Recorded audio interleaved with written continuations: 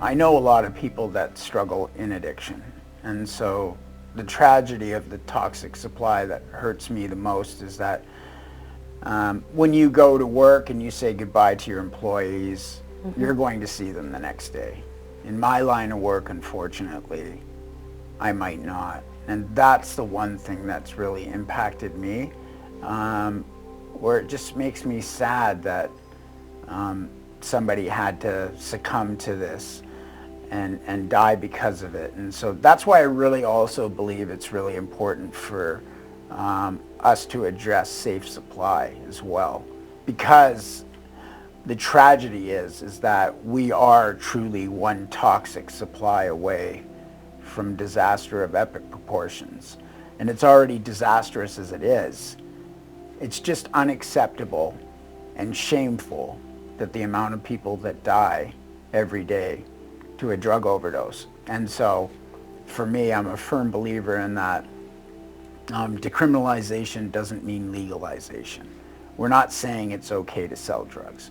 But what we got to do and what we need to do is we need to look at a way that we can address the safe supply so that people can steer away from using the toxic supply. I have really no problem with people using substances. I just don't want them to die. You know, you read my mind because I was going to ask you about this decriminalization, your thoughts, so you've answered that. So, you know, things you can do to help reduce addiction stigma, and just want to share this with you. First thing is have compassion and don't judge those who are suffering from addiction. Realize that people who are suffering from addiction are people who have feelings, just like you. Appearances do not tell the whole picture of the path a person is walking or what they have been through. Educate yourself and others on substance use disorders by reading science-backed studies, research, blogs, listening to podcasts, and reading books. There's lots of material out there. Treat all people equally.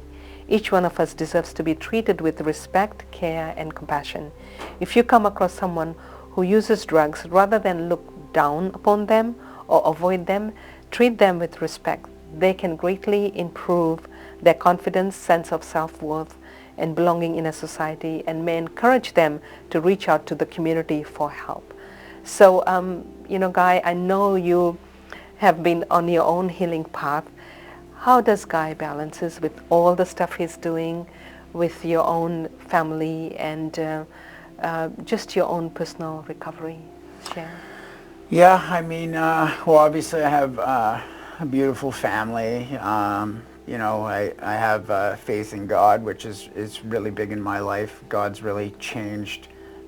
Did spiritual surgery on me, and in a way where it was painless, and you know, I enjoy seeking His will for my life, and I guess the question for me is not will I survive, but why I survived.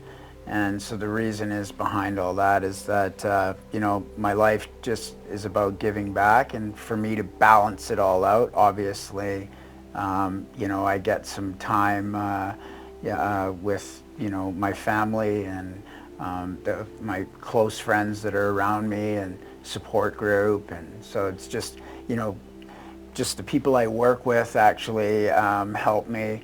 You know, it's just where you create a culture of people trying to help people.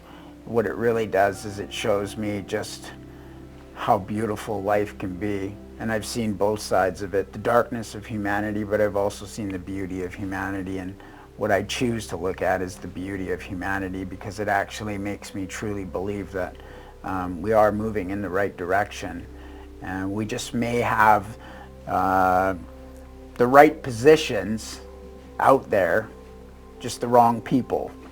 And when we're slowly changing as this new generation is into the 21st century of bringing these new things to the forefront and looking at the value of humanity and human life is just precious. And for me to have another chance at obviously walking away from 30 years in addiction in the downtown east side to where my life is today, I'm extremely humbled and extremely grateful for the people that put a lot of work and effort into my life to get it to where it is today, because really they're the ones that should be applauded.